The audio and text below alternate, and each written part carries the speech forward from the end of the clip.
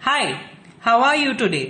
अभी ये हाय के बाद सेंटेंस खत्म नहीं हो रहा है, हम एक क्षण के लिए रुक रहे हैं, सिर्फ एक क्षण के लिए रुक रहे हैं तो हम कॉमा लगाएंगे। सेंटेंस खत्म हो रहा है टुडे के बाद, उसके एंड पर क्वेश्चन मार्क लगाया है, बट हाय के बाद हम रुक रहे हैं इसलिए कॉमा लगाएंगे। ओके, तो ये हो गए 2 रूल्स कॉमा के। अभी 3 और रूल्स है कॉमा के।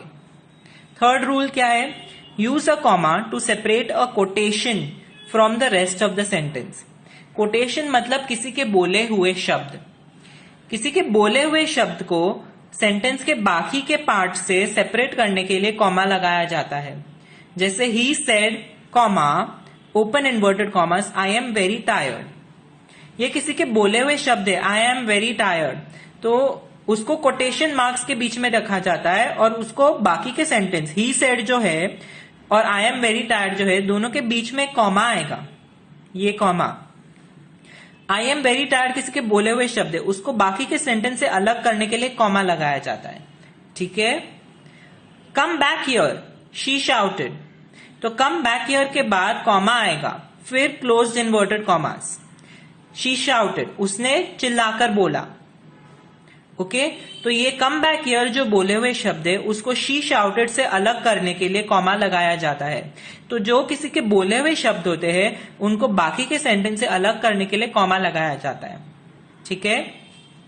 Number 4, use a comma to separate the name of a city from a country और स्टेट और when you are writing an address.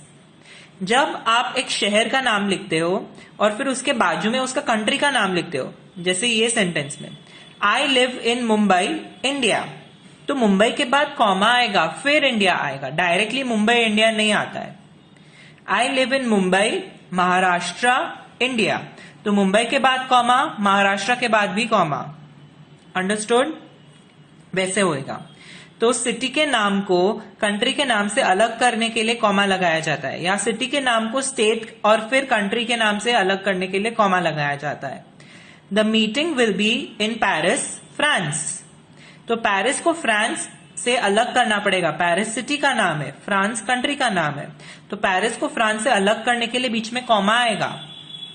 अभी ये सेंटेंस देखते हैं, इसमें एड्रेस दिया है I live at 32 DN road fort, ये एक पूरा एड्रेस है। 32 एड्रेस का फर्स्ट पार्ट है, उसके बाद कॉमा आएगा। DN रोड एड्रेस का सेकंड पार्ट है, उसके बाद भी कॉमा आएगा, फिर लास्ट में फोर्ट आएगा, फिर फुल स्टॉप। ओके, इधर एंड नहीं आता है, किधर भी एंड नहीं आएगा, ये एड्रेस है ना इसलिए। 32 के बाद कॉमा, DN रोड के बाद कॉमा, फोर्ट, फुल स्टॉप।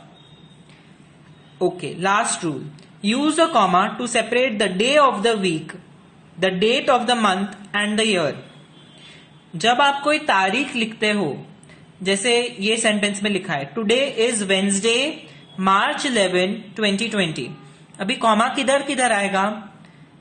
सप्ताह का जो दिन है, सप्ताह यानी वीक का जो डे है वेंसडे, उसके बाद कॉमा। March 11, मार्च मंथ है, 11 डेट है, तो मंथ और डेट साथ में लिखते हैं, मंथ और डेट के बीच में कॉमा नहीं आता है, मंथ और डेट साथ में, उसके बाद कॉमा आएगा और फिर ईयर आएगा। अंडरस्टूड? दिन के बाद कॉमा, तारीख के बाद कॉमा और ईयर के पहले एक comma, 2 comma. Akshay was born on 30 जून 1993, तो अभी यहां पर दिन नहीं मेंशन्ड है, मंडे ट्यूसडे वेंसडे वाला दिन नहीं मेंशन्ड है, सिर्फ तारीख है और उसका साल है। तो तारीख में जो महीने और तारीख है 30 जून जो लिखा है उसको 1993 से अलग करना पड़ेगा, बीच में कॉमा आ जाएगा। Okay, the meeting is on Sunday 20 July 2021,